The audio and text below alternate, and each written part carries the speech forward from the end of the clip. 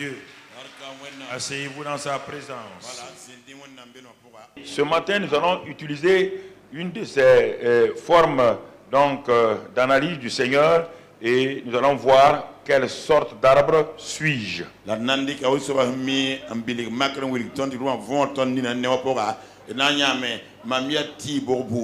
Parce que le Seigneur a utilisé les arbres. Et nous allons voir ce matin, les arbres vont nous donner une leçon, les arbres vont parler.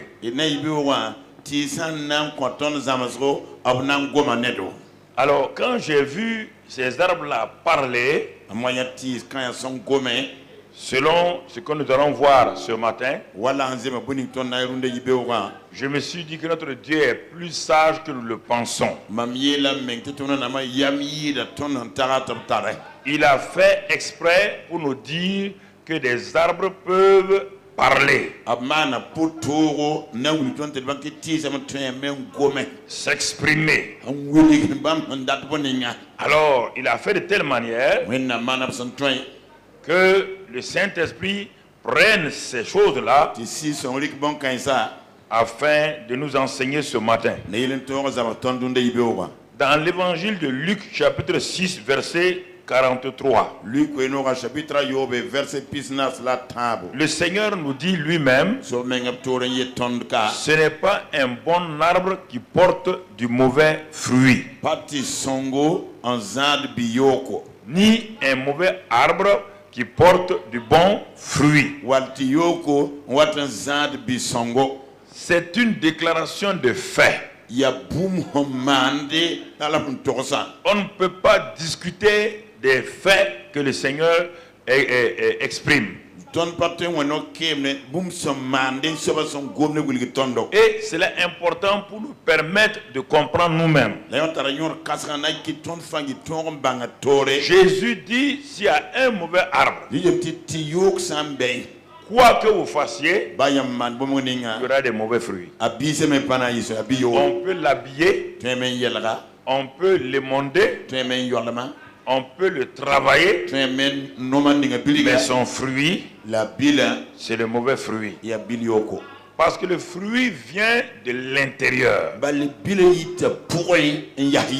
on ne peut pas changer l'intérieur si l'arbre est né comme cela. Il dit maintenant, si tu vois un bon arbre, il dit le bon arbre là, c'est sa nature qui est bonne. Obligatoirement son fruit sera bon. Alors il attire notre attention pour tout ce que nous avons vu jusqu'à présent. Nous sommes en train de faire le résumé aujourd'hui pour nous arrêter, passer la fin d'année et par la grâce de Dieu revenir sur les nouveaux sujets pour d'approfondissement en janvier et les autres mois. Donc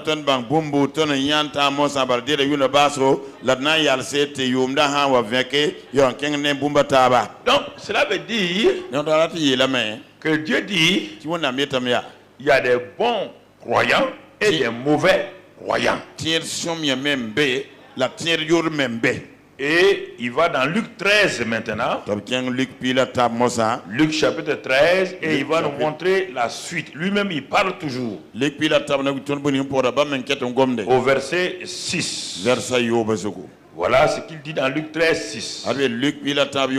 Il dit cette parabole. Un homme avait un figuier planté dans sa vigne, dans son champ. Il vint pour y chercher du fruit. Il n'en trouva point. Alors, regardons ici maintenant. J'ai commencé par le bon arbre et le mauvais arbre. On va aller au commencement maintenant pour comprendre. Et même sans parler de bon ou de mauvais, on va aller pour voir qu'est-ce qu'un arbre.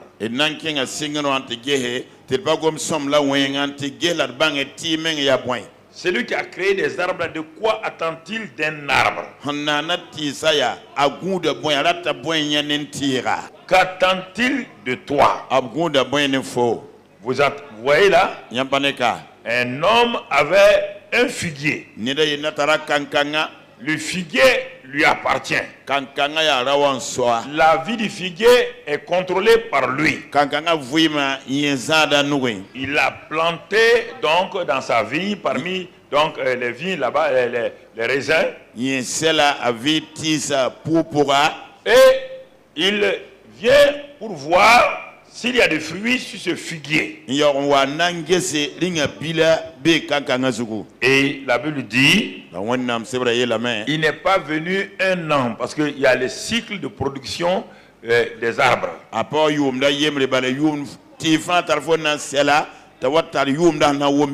Il a patienté jusqu'à ce qu'il y ait le cycle où l'arbre va commencer à porter du fruit.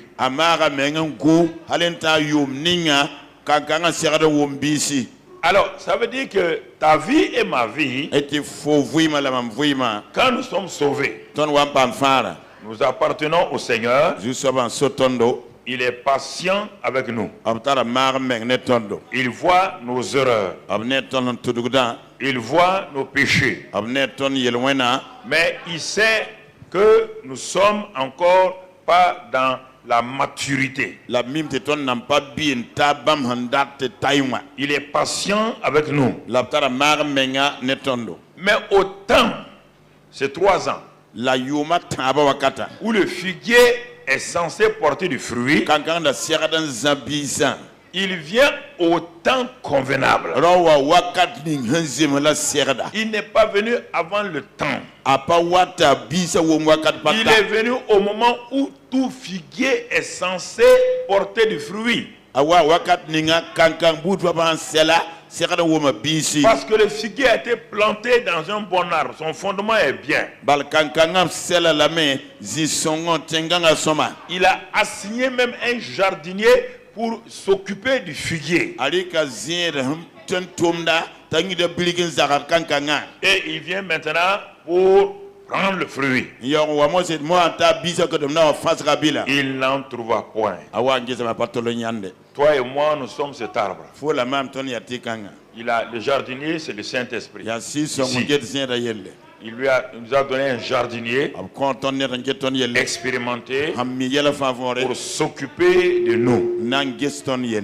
Et il ne s'occupe pas des branches. On voit que les branches ont leur importance.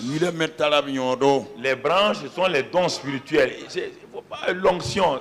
Il ne s'occupe pas de l'onction. Il s'occupe, il veut une seule chose, le fruit.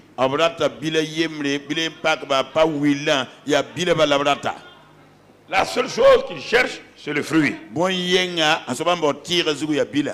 Alors, regardons, frères et sœurs, quand il n'a pas trouvé de fruits, quelle est la réaction donc du propriétaire du figuier? Alors il dit au vigneron, et voilà 3 ans que je viens chercher du fruit à ce figuier, je n'en trouve point. Coupe-le.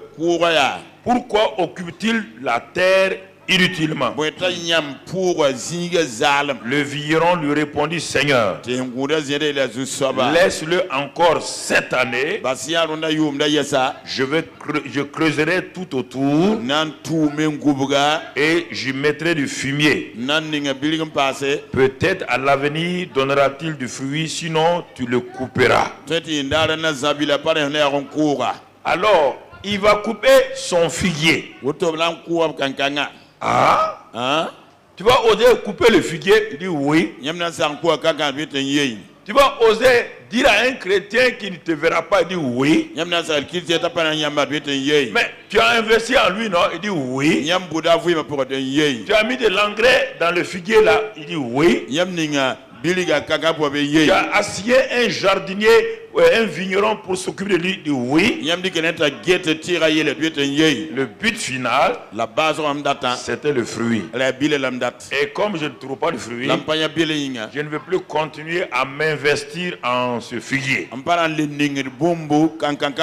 La seule chose, c'est de le couper. car il est inutile. Est-ce que ta vie est utile? Est-ce que ta vie est utile? Ah, juste devenir chrétien, Dieu exauce mes prières. Je n'ai pas dit non. Le figuier là n'est pas malade. Le vigneron s'est occupé du figuier. Le figuier n'a jamais manqué d'eau. Le vigneron s'est occupé, il l'a protégé contre le vent, le feu et tout. Il ne porte pas de fruits. Dieu s'occupe de toi régulièrement. Les voleurs, c'est-à-dire Satan et ses démons, sont à ta recherche. Ils veulent te détruire. Mais le Saint-Esprit te protège. Il te garde. Même sans ta prière. Et le Père dit maintenant, donnez-moi le fruit de ce figuier là. Allez, j'ai trouvé ce chrétien là. Il a dit qu'il m'appartient. Tout ce qui m'appartient doit porter du fruit. Je ne marche pas avec ceux qui ne portent pas du fruit. Je ne m'intéresse pas s'ils ont des belles feuilles. On va le voir tout à l'heure là. Je ne m'intéresse pas s'ils ont des bonnes branches. S'ils ont un long tronc bien sinueux. Ce qui m'intéresse, il a été planté pour porter du fruit. La question est là, dans cette première partie, quelle est la première conclusion que tu tires pour toi-même? Quelle est la première conclusion que tu tires pour toi-même? Mon frère, ma soeur. Alors, regardons maintenant. Si tu ne veux pas tirer une conclusion, on va laisser les arbres parler et tu vas voir. Les arbres vont parler. Et sois attentif à la parole des arbres. Si Dieu est obligé d'aller prendre des arbres inférieurs à toi et à moi pour nous parler, ça veut dire que c'est grave. On va aller dans le livre des juges. Juge 9. Et les juges 9. Jotham en fut informé et Jotham alla se placer sur le sommet de la montagne. Et voici ce qu'il leur cria. Il cria au peuple d'Israël. Et voilà ce qu'il nous dit. Et écoutons. Il dit, il ne faut pas me dévancer, mon gars. Reviens et voici ce qu'il leur cria à haute voix.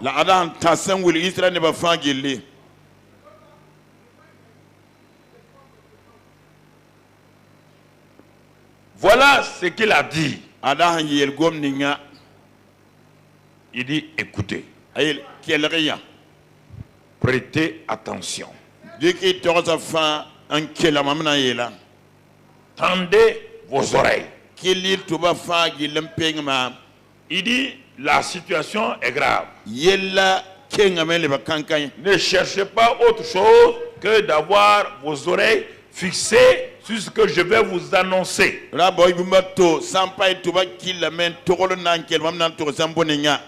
tout le monde était attentif et Jotham va parler. La suite maintenant, il dit, habitants de Sichem, et que Dieu aussi vous écoute. Non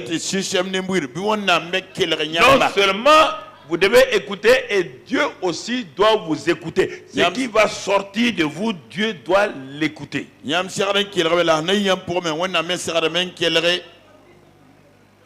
Alors, voilà la suite. Les arbres partirent pour aller oindre un roi et le mettre à leur tête.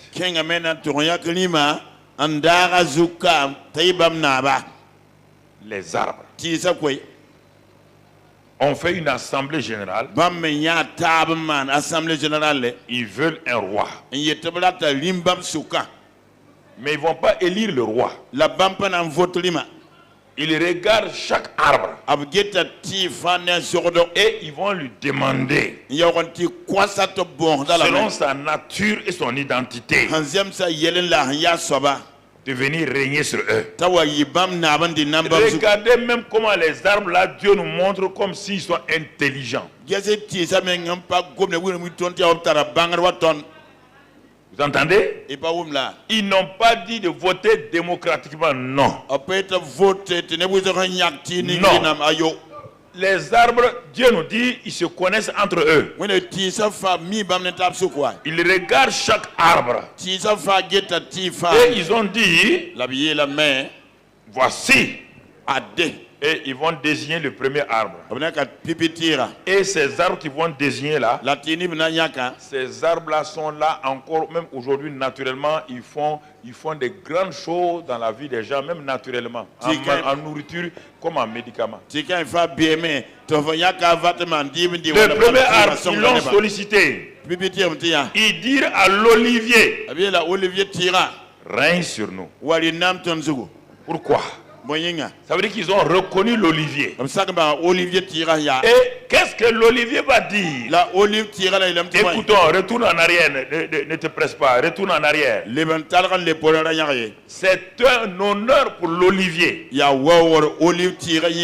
Voici, frères et sœurs, ce que parfois les gens nous proposent. Regardez ici ce qui va se passer. Ils disent à l'olivier, en disant de venir régner sur nous. L'olivier doit laisser ce qu'il est, ce qu'il fait, pour aller faire une autre tâche à laquelle Dieu ne lui a pas demandé de faire.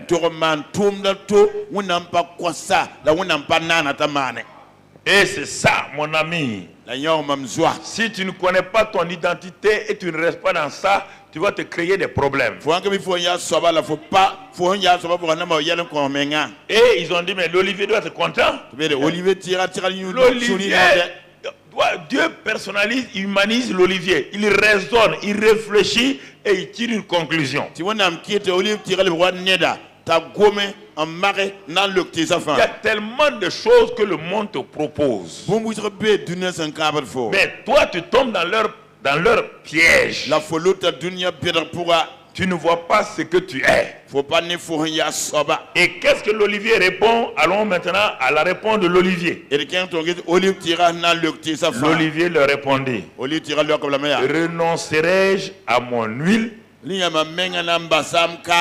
qui m'assure les hommages de Dieu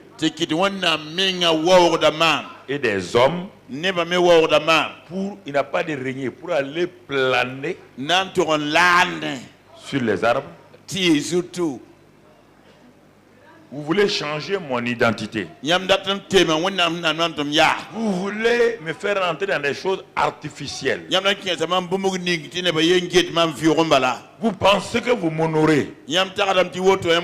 Mais si je dois régner sur tous ces arbres-là, et chaque arbre a son identité, comment je vais régner? Il faut que j'abandonne l'huile et ce que je suis pour venir régner sur vous.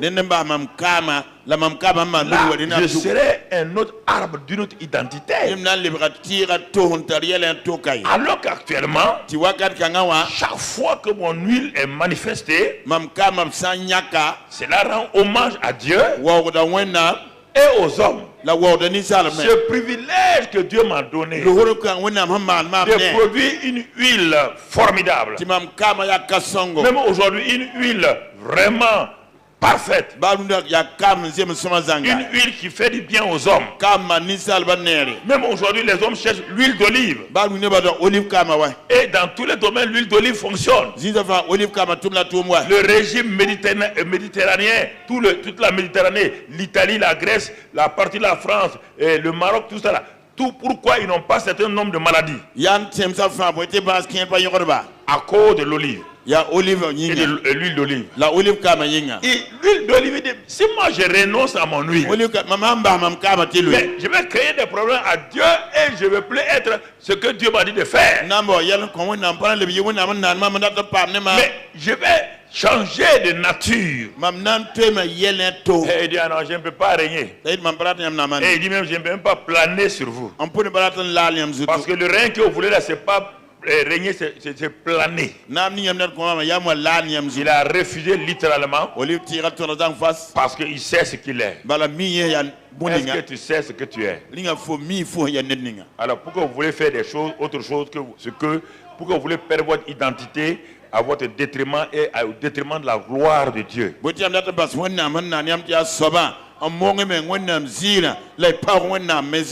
S'il doit régner, il doit recevoir tous les arbres. Tous les arbres vont venir lui donner, sa nature va changer. Ce ne sera plus de l'huile d'olive. Il va produire autre huile qui va créer des problèmes. C'est ce mélange d'huile là qui crée des problèmes aux gens. Même naturellement. C'est ce mélange d'huile qui crée des problèmes aux gens. Alors ils ont dit Olivier, merci. Second arbre, ils vont solliciter un second arbre. Et vous voyez le second arbre, regardez-le. Et les arbres disent au figuier. Au figuier. Figuier, un grand arbre qui est le symbole de tout Israël. Quand le figuier fleurira, quand Ézéchias était malade, quand il était en train de mourir, quand Dieu a dit il va ajouter 15 années à la vie d'Ézéchias, mais il dit à Ésaïe, c'est moi qui ajoute, mais il a des ulcères, non? Il est malade, non? Naturellement, qu'est-ce qu'il faut? Il va prendre une masse de figues. Va prendre une masse de figues.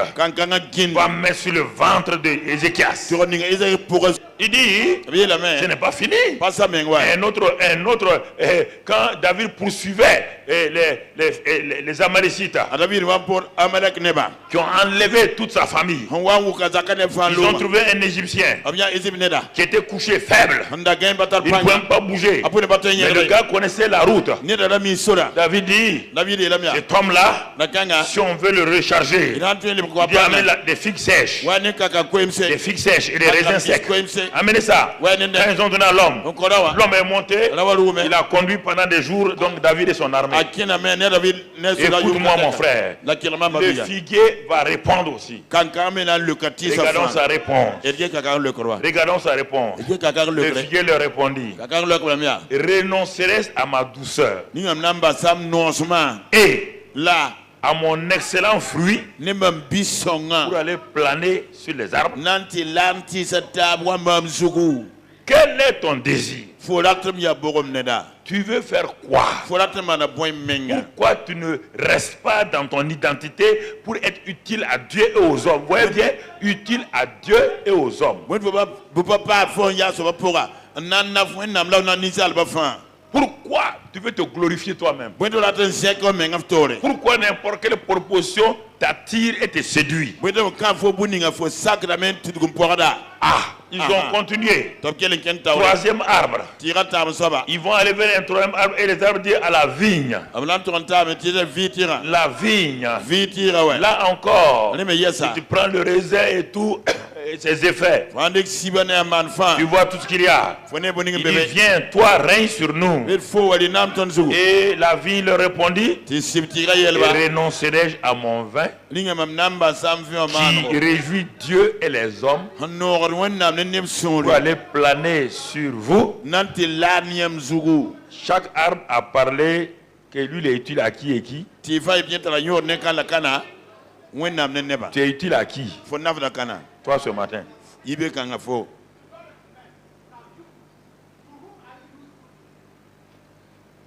Ils connaissent leur identité. Ils savent ce qu'ils sont. On ne peut pas les séduire. Toute proposition d'élévation ne peut pas les séduire. Quand vous n'avez pas ça et quand vous voulez jouer autre rôle, vous êtes séduit, vous êtes attiré par d'autres choses qui n'ont rien à voir avec ce que Dieu a voulu que vous soyez. Je ne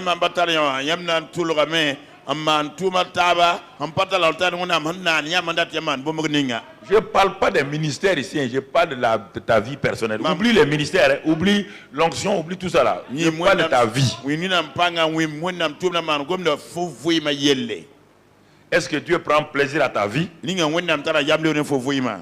La vie dit que mais Dieu même prend plaisir à mon vin. Il prend plaisir à mon vin. Dieu lui-même. Il m'a créé pour ça. Et il prend plaisir à ça. Quel est le fruit dans ta vie qui plaît à Dieu? Quel est l'aspect de ta vie où tu peux manifester la joie à Dieu? La question est là, mon frère. Alors, comme ils ont fait le tour, les arbres sont fatigués, ils vont faire appel à un autre arbre. Regardons le dernier arbre. Alors, tous les arbres dirent au buisson d'épines.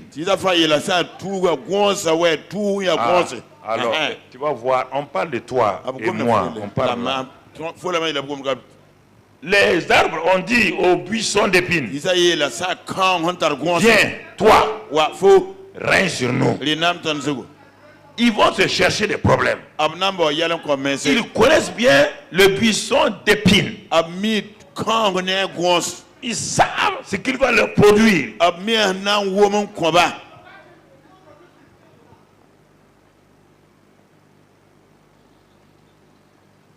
Et le buisson d'épines va répondre. Le buisson d'épines répondait aux arbres. Si c'est de bonne foi que vous voulez moindre pour roi, lui n'a pas de fruits, lui propose l'onction. Est-ce que vous comprenez la nuance? Comme il n'a pas de fruits, c'est l'onction qui va proposer. Mais quelle sorte d'onction? Une onction qui va détruire les gens. L'onction, quand elle n'est pas reposée sur le fruit de l'esprit, c'est une onction aveugle. Elle fait des dégâts dans le peuple de Dieu. Elle produit des mensonges. Elle produit de fausses prophéties. Elle produit tant de dégâts. Il n'a pas de son fruit. Il n'a pas de fruit. Il veut montrer sa capacité. Ici, pour votre roi là. Regardez ce qu'il dit. Réfugiez-vous sous mon ombrage. Vous devez vous soumettre à moi. Sinon, un feu sortira regardez, le feu sortira de moi-même, buisson d'épines là, et dévorera les serres du Liban.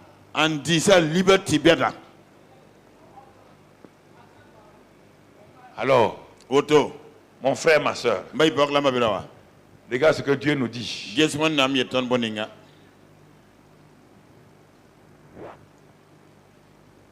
Ici là, moindre là, ça veut dire quoi? Rendre capable de faire du bien aux gens. Mais ça ne donne pas la vie. Non. Dieu cherche le fruit. C'est ça. On dit, c'est pourquoi l'homme est parti chercher du fruit chez le figuier. Il n'en a pas trouvé. Le même Saint-Esprit manifeste d'abord sa nature avant de manifester son onction. Il n'y a pas de contradiction dans ça. On ne peut pas vouloir l'onction sans le fruit et on ne peut pas vouloir le fruit sans l'onction. Mais ce qui équilibre ta vie, c'est d'abord être en communion avec le Saint-Esprit, faire ce qui lui plaît et alors voir comment Dieu conduit. Alors, puisque les arbres ont parlé, le Seigneur dit, suivez-moi encore. Si vous ne comprenez pas, je vais vous faire un enseignement sur les arbres Afin que vous les hommes vous puissiez comprendre Marc 11. Marc chapitre 11. Et regardons ce qu'il dit là-bas. Apercevant de loin un figuier qui avait des feuilles.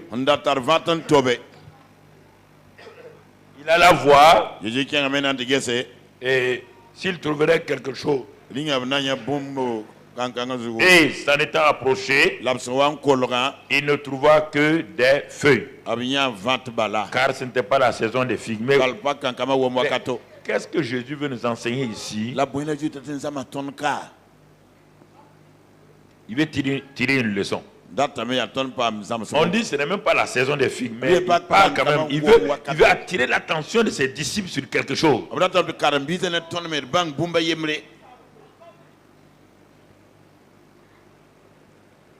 Il veut les amener à comprendre l'importance de porter du fruit.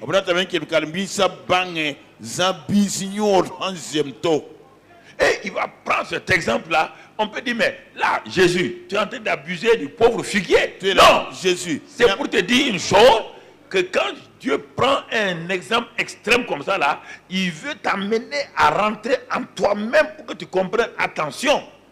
Il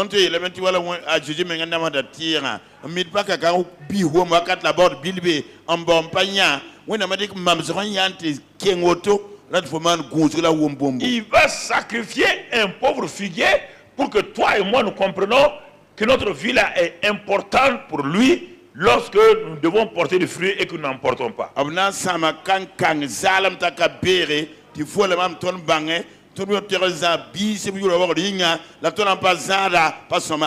Quand il a vu le figuier, de loin tout le monde voit les feuilles du figuier. On voit ça, c'est bien, c'est ombragé surtout dans une certaine saison. Il y a des nouvelles feuilles, tout, il y a eu un ombrage formidable. Et ça attire les gens. Quand Jésus est parti, il n'a pas dit on est fatigué, on va s'asseoir à l'ombre du figuier. L'ombre du figuier, c'est ça, l'onction, c'est ça, l'onction brise ton joug, l'onction te renouvelle, l'onction fait, il n'a pas dit ça.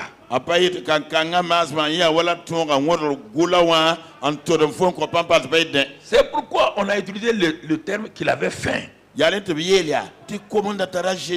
Quand on a faim, on ne cherche pas l'onction. Quand on a faim, on ne cherche pas les dons. Quand on a faim, c'est le fruit qui nous intéresse. Les dons spirituels deviennent rien. Et c'est ce qui va détruire Ésaü. Quand Ésaü avait faim, Ésaü va mépriser le fruit au profit donc des dons. Parce que le droit d'aînesse, c'est le plus grand don que Dieu a donné à tout enfant sur la terre. Le droit d'aînesse, c'est-à-dire que cette double portion que Dieu donne là est liée à la personne même du Saint-Esprit.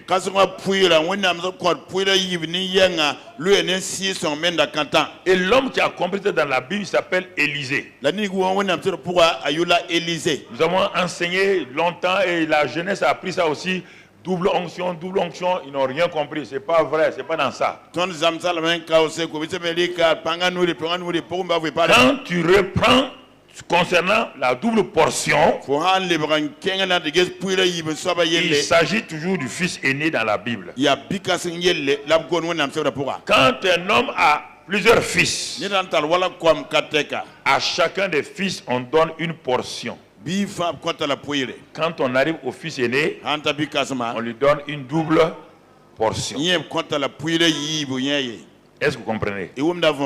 Parce que lui qui doit la lignée, c'est lui qui dirige la lignée. Ça veut dire c'est pourquoi on insiste pour qu'il ait un garçon. Pour continuer la lignée. Frères et sœurs, c'est très important. Et si nous ne comprenons pas donc le droit d'aînesse, ça peut nous créer des problèmes. Le fils aîné, s'il est le premier, il a droit à une double portion. Et ça, c'est important que nous comprenions. Alors, quand Élie allait être enlevé, Élie avait beaucoup de fils spirituels qu'on appelait les fils des prophètes. Et ces fils des prophètes étaient à Gilgal, à Bethel, à Jéricho, au Jourdain. Ils étaient plus de 200. Ceux du Jourdain déjà étaient à 50. C'était eux les plus avancés. Donc le gros de la troupe se trouvait encore à Jéricho, à Bethel et à Gilgal. Regardez bien ce qui va se passer là. Je suis toujours dans mon texte, je n'ai pas quitté mon texte, je suis en train de l'enrichir. Je suis en train de l'enrichir, que tu comprennes. L'importance quand Dieu dit quelque chose, ce que Jésus a fait dans Marc 11 là. Et tous les fils des prophètes appelaient Élie maître. Notre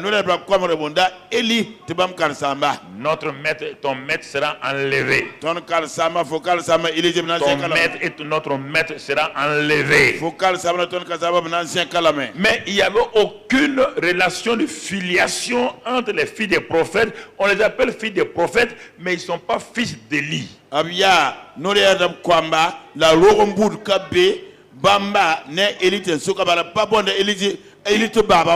Ils sont à l'école de prophétie parce qu'ils veulent l'onction. Mais il n'y avait aucun honneur, aucune relation filiale, paternelle et filiale entre eux et Élie. Quelle est ta relation avec tes mentors et tes leaders de l'église? La question est très importante. Ils veulent l'onction, ils sont dans la bonne école. Ils sont avec l'homme qu'il faut, c'est-à-dire Élie, l'homme du temps, le messager du temps. Mais leur attitude est mauvaise. Ils n'ont pas reconnu l'homme que Dieu a suscité en leur temps pour leur communiquer la vie, la vision. Ils n'ont pas compris. Ils sont venus à l'école de prophétie pour recevoir des choses, pour opérer. C'est pourquoi quand vous lisez dans le livre des rois, vous ne les verrez jamais quelque part. Ils ont fait leur diplôme, mais ils n'ont jamais été utilisés par Dieu. Maintenant, quand Élie et Élisée sont passés de l'autre côté du Jourdain, les fils des prophètes, si on te dit que tu es fils de prophète, ça veut dire que tu as un papa. Le mot fils n'est pas prononcé pour n'importe qui. On dit fils de prophète. Ça veut dire qu'ils ont un père. Mais ils appellent le père là maître. Quand l'héritage sera donné, il y aura un problème. Alors qu'ils sont tous plus âgés qu'Élisée. Ils sont à l'école d'Élie il y a longtemps. Élisée est le dernier arrivé. Il a reconnu. Et les filles des prophètes avaient des dons spirituels extraordinaires. Et tous savaient, toutes les 4 écoles, que Élie sera enlevé, oui ou non? Ils avaient les mêmes révélations qu'Élisée. Partout où ils allaient, les filles des prophètes, ton maître sera enlevé. Nous avons la vision, nous avons la révélation. Élisée dit, taisez-vous, je le sais. C'est pas le temps des dons. C'est le temps de filiation maintenant. C'est le temps d'honneur. C'est le temps de reconnaissance. L'homme qui marque va être enlevé. Élie est celui qui marque l'enlèvement. Élisée est celui qui marque le temps de souffrance où il va conduire et lui va mourir. Il faut comprendre la Bible clairement. Chaque fois, quand Enoch a été enlevé, Noé est venu montrer le jugement. Enoch n'a pas subi, il est parti. Dieu l'a enlevé. 10 ans après, son petit-fils Noé a subi le jugement, le déluge. Il a été sauvé comme à travers le feu. Élie a été enlevé. Élisée, malgré la chose, il va passer par le jugement et il va mourir. Regardez bien, la Bible parle de toutes ces choses-là. Pour les temps de la fin, si vous ne suivez pas, vous n'allez pas comprendre.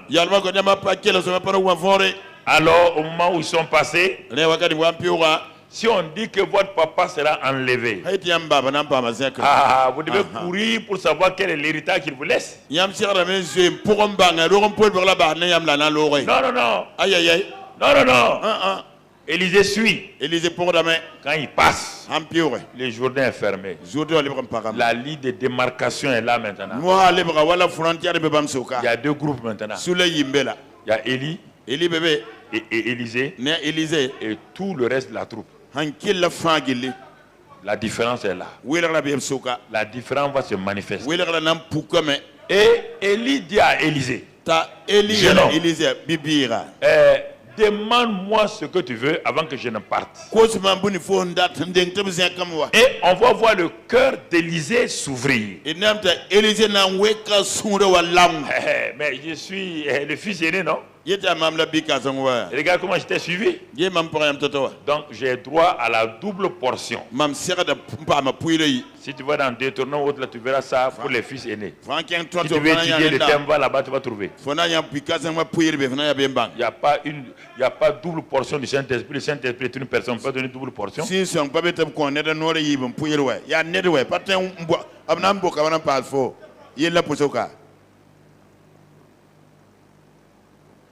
Ah, Élie dit, ça c'est difficile, hein? Mais si tu me vois partir, si tu me vois partir, comment? Ça dépend. Dès que le char de Dieu est venu, a enlevé Élie. Élisée s'arrête et dit, mon père, mon père. Mon père. Tu ne peux pas aller comme ça. Où est ma part d'héritage? Où est ma part d'héritage? J'ai demandé la double portion. Si je suis fils aîné, spirituel, authentique, tu dois me donner ça. C'est pas Élie qui a donné, c'est Papa bon Dieu qui a donné ça à Élisée. Et maintenant quand Élisée arrive devant le Jourdain, il dit mon ministère ne commencera pas ici, mon ministère commencera derrière le Jourdain. Je vais respecter la mémoire de mon père Élie. Il prend le manteau.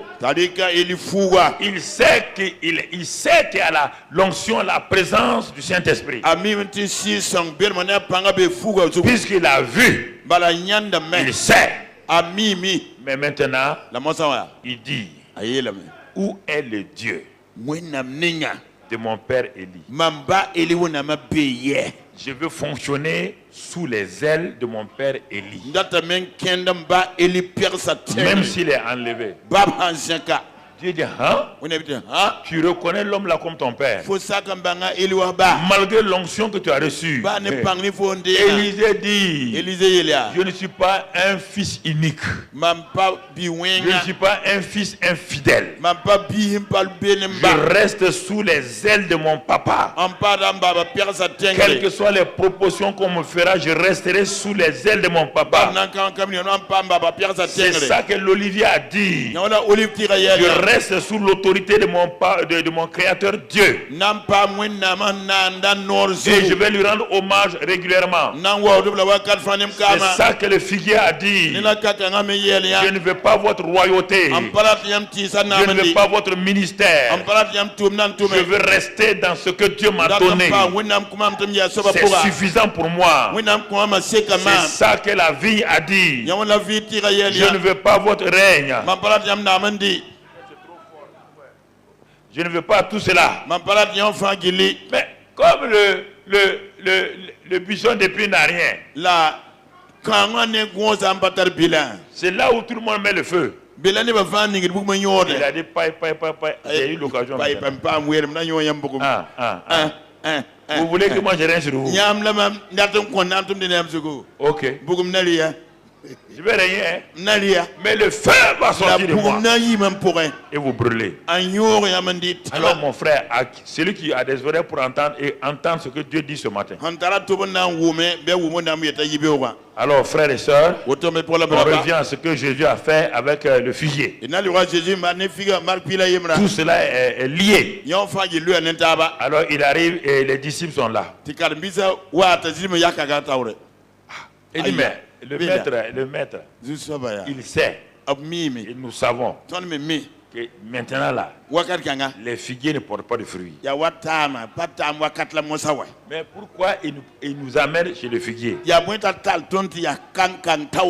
des choses quand le Seigneur dit et fait, demande au Saint-Esprit. Illumine les yeux de mon cœur, que je comprenne qu'est-ce qu'il est en train de faire. Il est à une phase importante. Alors, comme il est arrivé, tout le monde sait qu'il n'y a pas de figue. Il s'est approché, bien approché. Il a vu les belles feuilles. Il a vu les belles branches. Il n'a pas parlé des dons. Et Jésus, j'ai dit, cette fois-ci-là, Dieu a abusé de son autorité. Un pauvre arbre qui est censé ne pas porter de fruits, mais il va le faire pour toi et moi, pour que tu comprennes l'importance qu'il accorde aux fruits.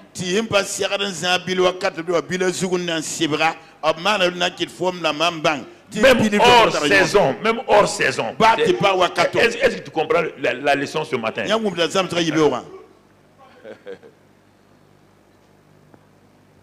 C'est pas le premier, c'est pourquoi je ne comptais pas le premier figuier. Lui, on l'a planté. On l'a arrosé. On l'a entretenu. Et au bout de 3 ans, on part chercher des figues. On n'en trouve pas. Lui, il n'y a pas de problème. On doit le couper. Là, tu comprends très bien que si je ne porte pas de fruits, ce qui m'attend là, moi-même je le sais, on va me couper. Mais voici maintenant un figuier. Lui, et il est là. Et il est dans la bonne saison. Le Dieu qui l'a créé dit, il y a un temps où tu dois porter des feuilles seulement. Il y a un temps où tu dois porter des fruits. Et il est dans le temps où il n'y a pas de fruits. Le figuier a raison 100%. Mais Jésus prend ça. Il va sacrifier un figuier pour que toi et moi nous comprenons que quand Dieu cherche du fruit, s'il ne trouve pas, il est intraitable. Il est intraitable.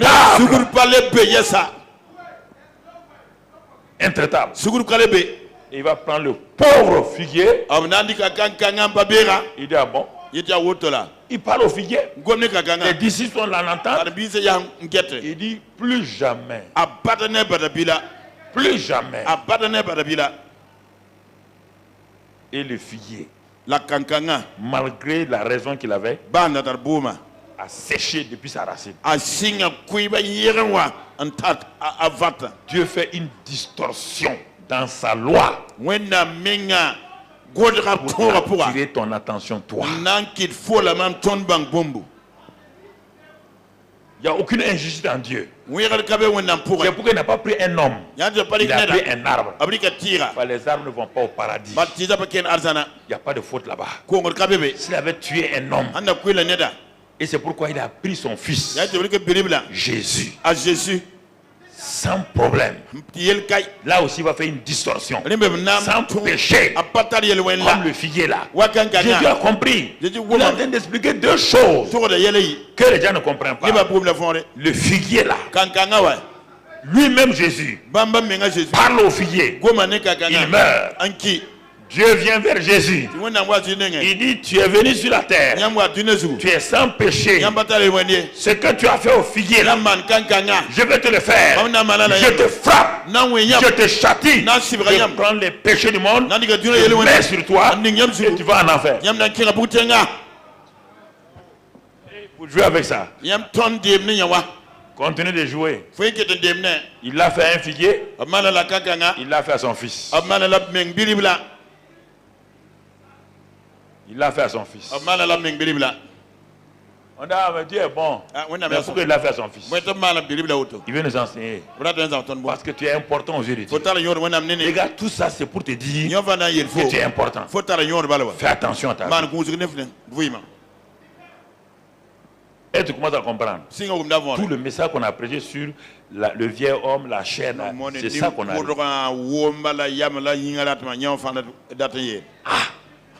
Mais on va dire, mais Dieu est injuste avec le figuier. Le même Dieu est injuste avec lui-même. Quand il frappe son propre fils.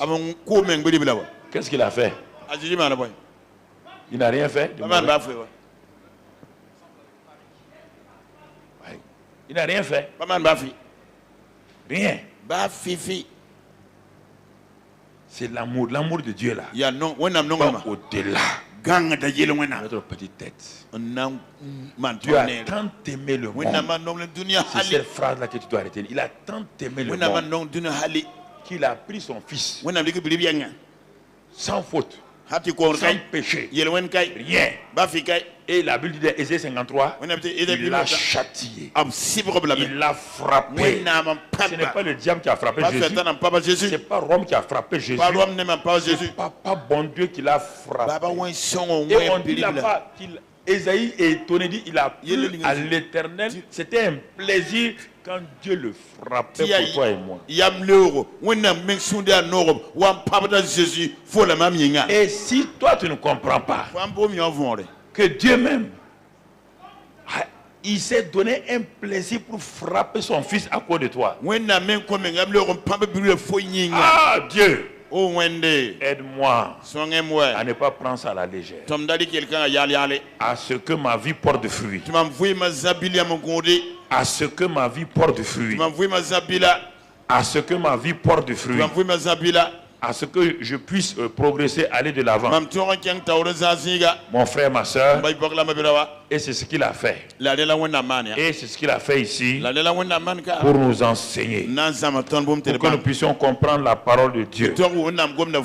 Alors nous progressons. Et qu'est-ce que Dieu veut nous enseigner encore? Il nous enseigne quelque chose maintenant d'important. Il dit pourquoi nous devons porter du fruit. Pourquoi nous devons porter du fruit? Parce que le fruit, mon frère, est important et ça nourrit les gens, ça transforme. Chaque fruit d'arbre fait du bien aux hommes et glorifie Dieu. Jérémie 17, verset 8.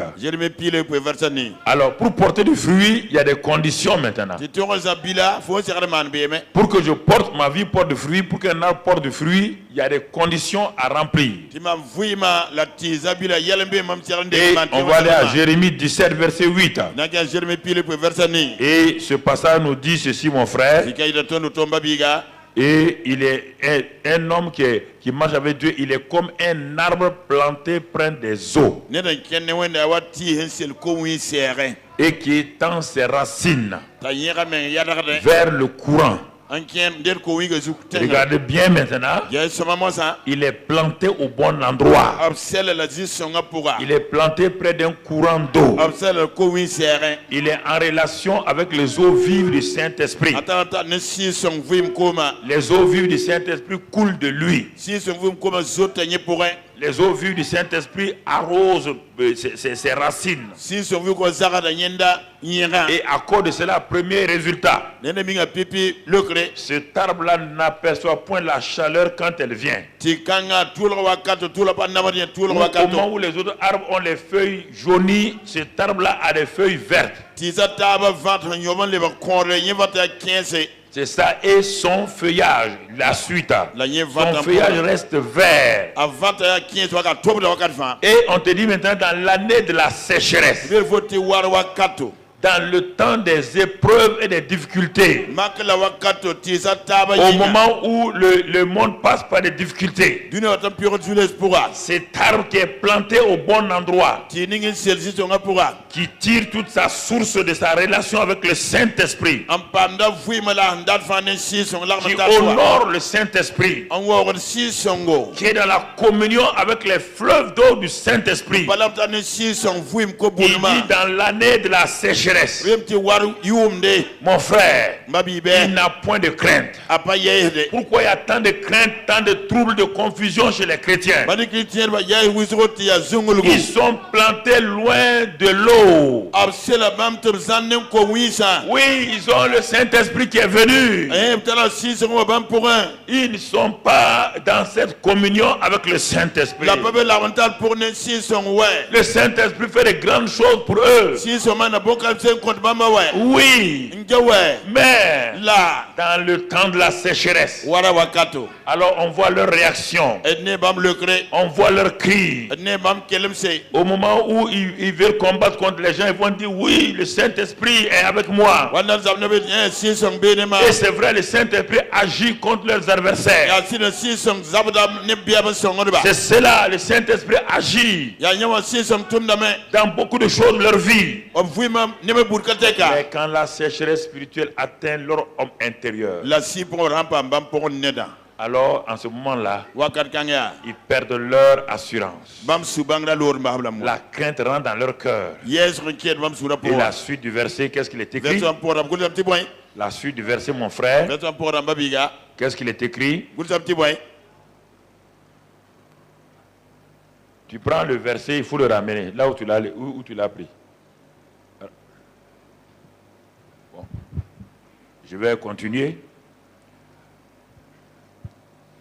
Il dit, il ne craint point et il ne cesse de porter du fruit.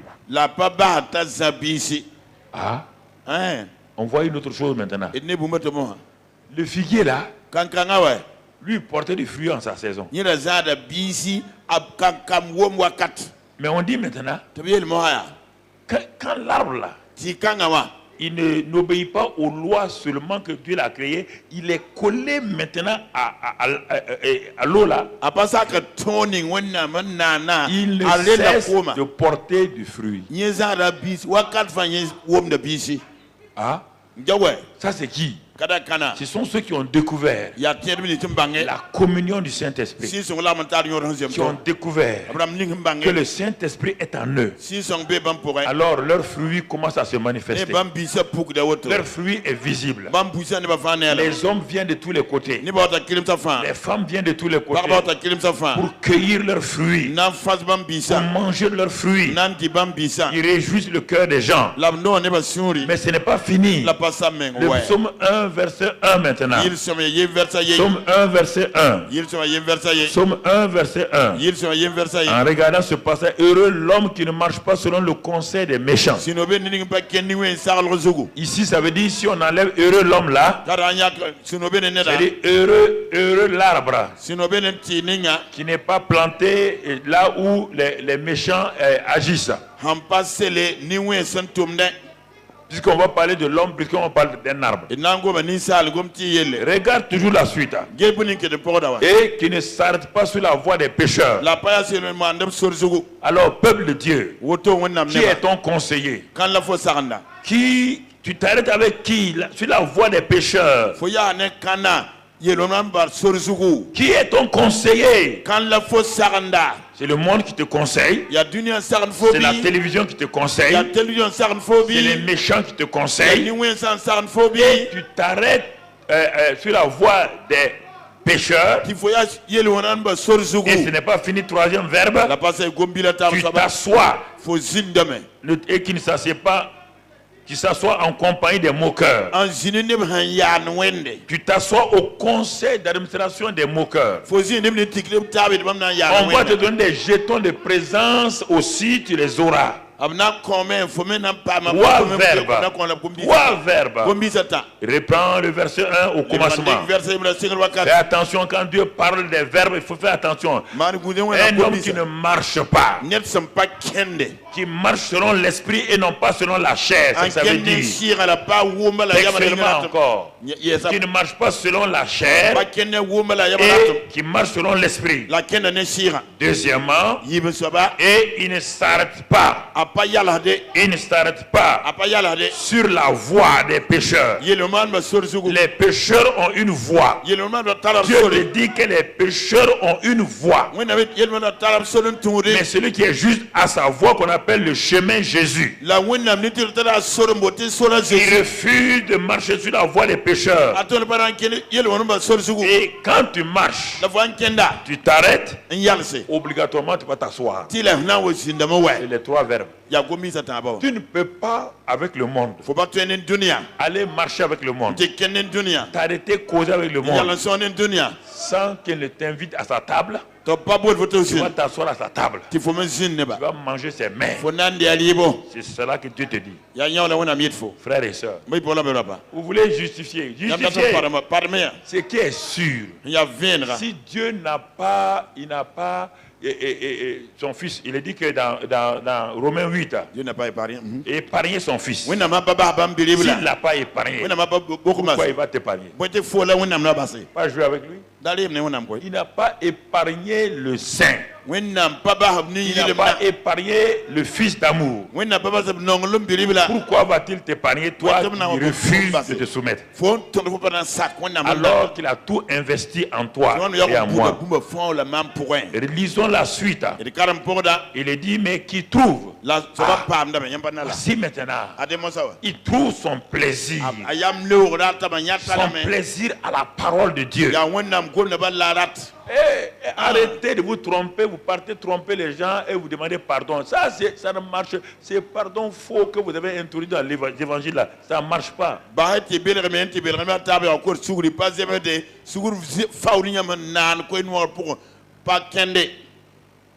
Je m'en vais.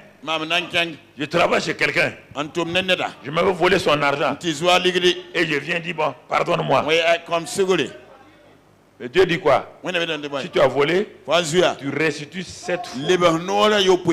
D'abord financièrement, tu restitues 7 fois. Si tu as volé 1 million, tu dois donner à la personne 7 millions. Deuxièmement, c'est pas fini.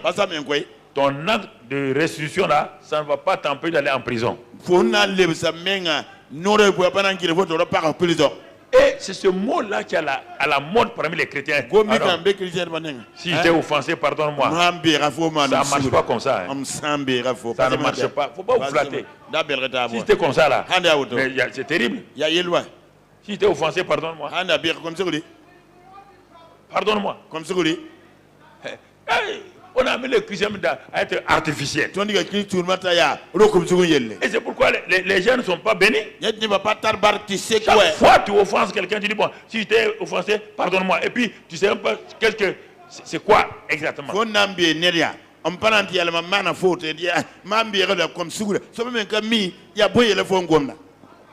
Ce mot pardon là est partout. Mais sans profondeur. Sans profondeur. Et ce qui fait que là, les chrétiens, pourtant Dieu te dit que s'il n'y a pas de pardon, il n'y a pas d'exaucement. Ouais bien.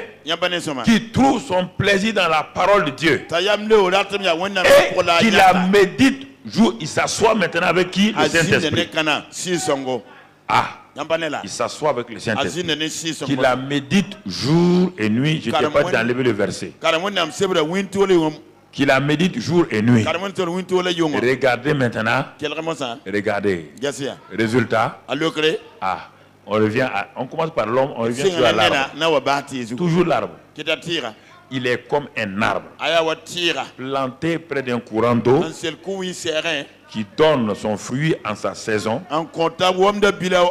et dont le feuillage ne se flétrit point. Regarde maintenant. Résultat manifeste. Tout ce qu'il fait lui réussit. Ah. Son succès ne dépend pas des choses qu'il a entreprises. Son succès est lié à la parole de Dieu, à la méditation de la parole de Dieu, à la marche avec le Saint-Esprit, en suivant le Saint-Esprit. C'est ça qui fait qu'il a un succès réel. Un succès qui lui donne la joie, la paix. Mais si le succès que tu as te donne trop de choses, ça veut dire que quelque chose ne va pas. Ça ne va pas, mon ami. Ça ne va pas, ma soeur. Non.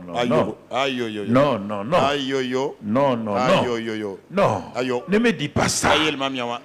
Tu as vu Jésus soucieux quelque part?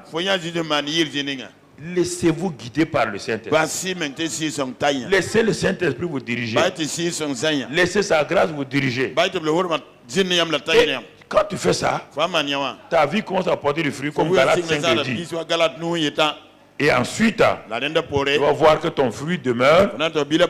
Et comme dans Apocalypse 22, verset 2, Apocalypse 22, verset 2, tu vas commencer à voir quelque chose se passer au milieu de la place de la ville et sur les deux bords du fleuve.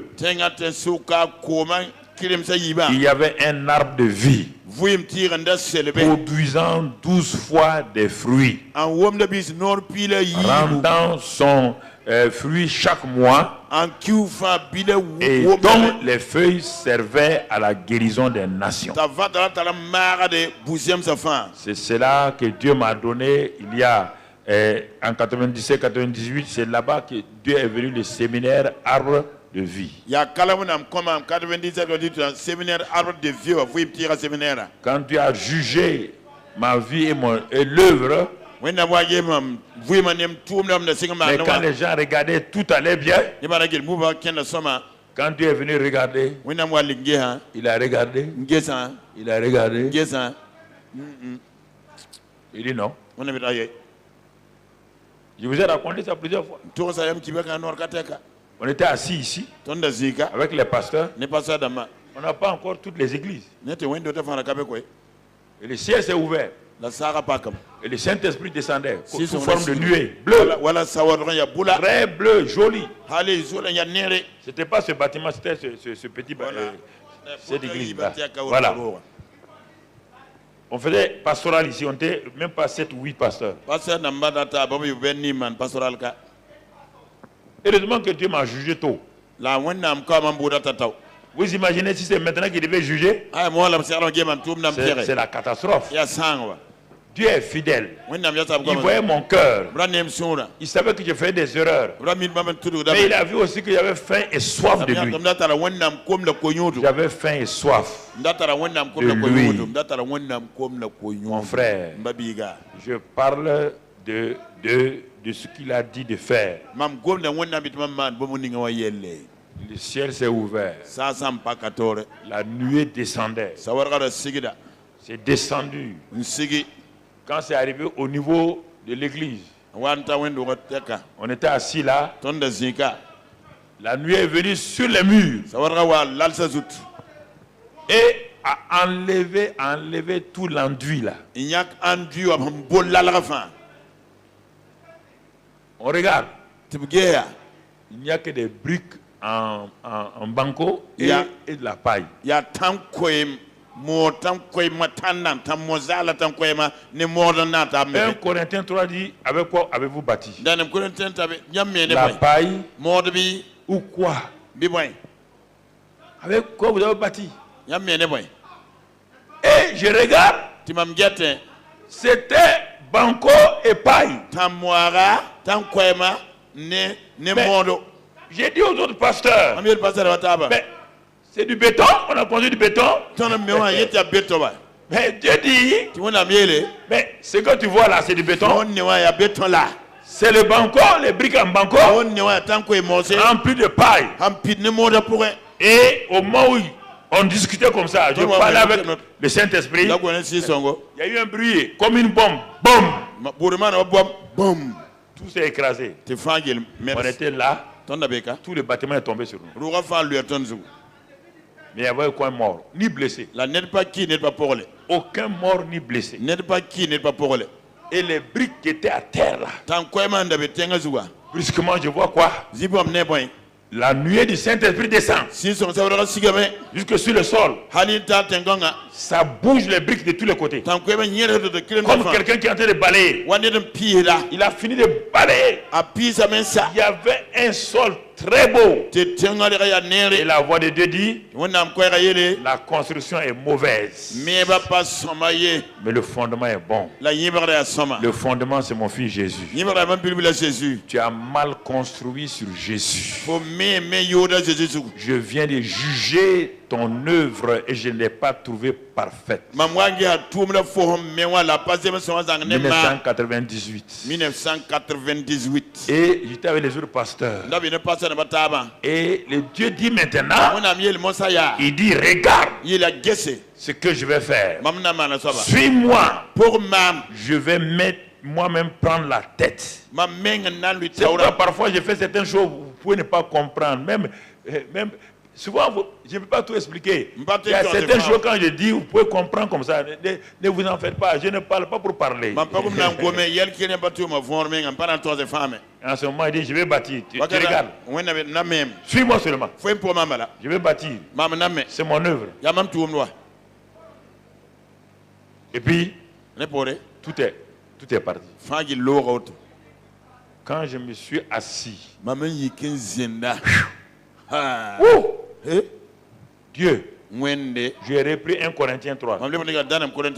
J'ai regardé. Il dit, j'ai réuni les pasteurs là. Il dit, et Dieu a dit que tout ce que j'ai fait là, il a mis le feu, la bombe. Il n'y a que le fondement qui est bon. Il a dit que lui va bâtir. Nous on sera co-ouvriers avec lui.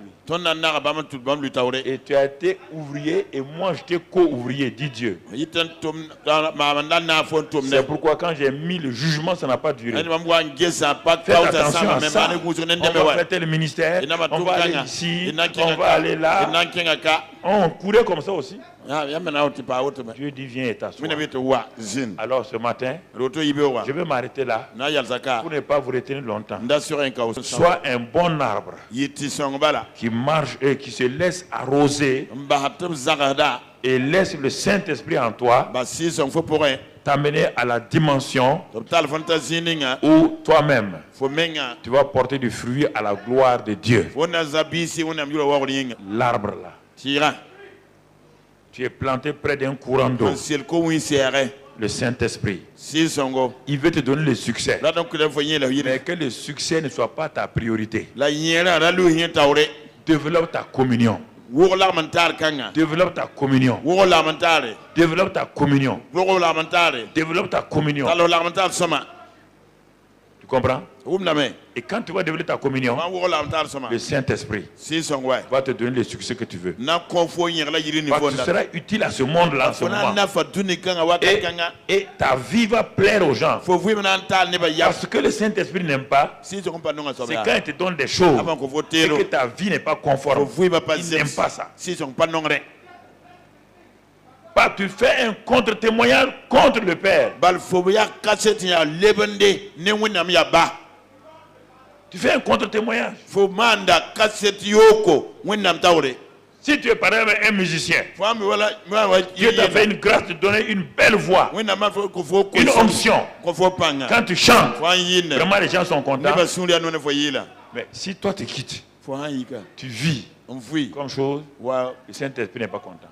C'est-à-dire que tu as pris son don là et tu es parti le jeter au pourceau. Ta vie. C'est pourquoi il faut qu'on veille sur notre vie. C'est notre vie là qui est importante. Ce n'est pas la bénédiction là. Ce n'est pas l'argent là. Dieu peut nous donner des milliards. Il peut nous donner tout. Mais si ces milliards là ont pour but de me conduire en enfer, il vaut mieux y renoncer. Tu m'entends? Il vaut mieux y renoncer. Alors je vais finir ici ce matin. Et afin, nous allons prier. Commence à parler à Dieu. Toi-même, rentre en toi-même, commence à parler à Dieu. Quel genre d'arbre suis-je?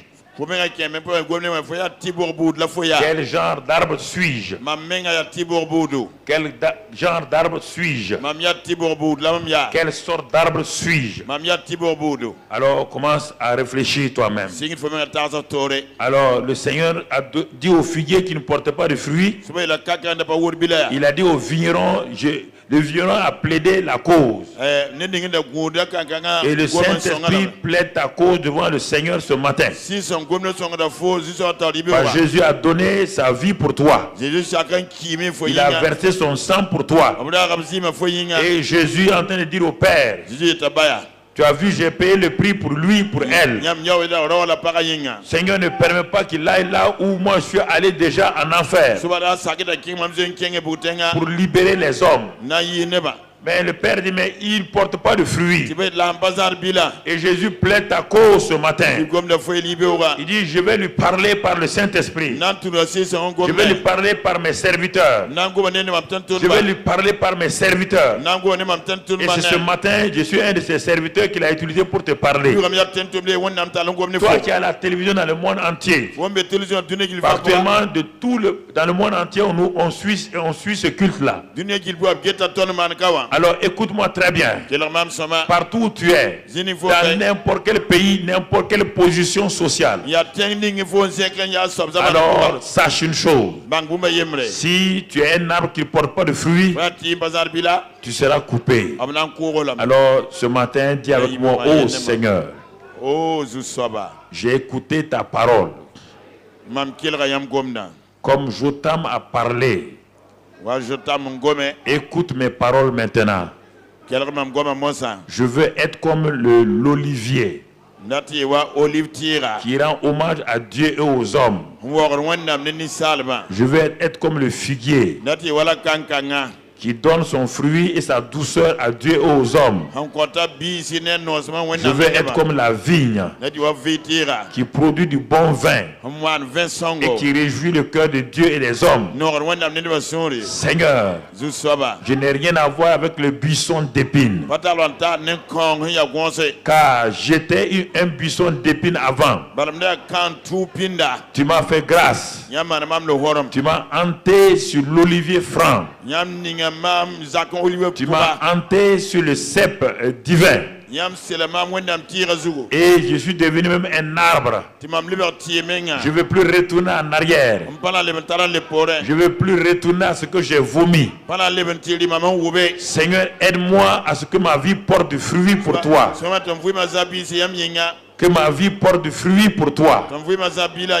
Que je ne sois pas un simple hypocrite. Que le Saint-Esprit produise le fruit de l'Esprit en moi, à la gloire du Père et au nom de Jésus. Merci Père. Merci pour ton amour. Merci pour ta grâce. Merci pour ta fidélité. De ce que par le sang de Jésus, tu me laves, tu me purifies et tu me donnes un nouveau départ. Que je sois un arbre planté près d'un courant d'eau, qui donne son fruit à sa saison, dont le fruit reste vert et qui réussit dans tout ce qu'il entreprend.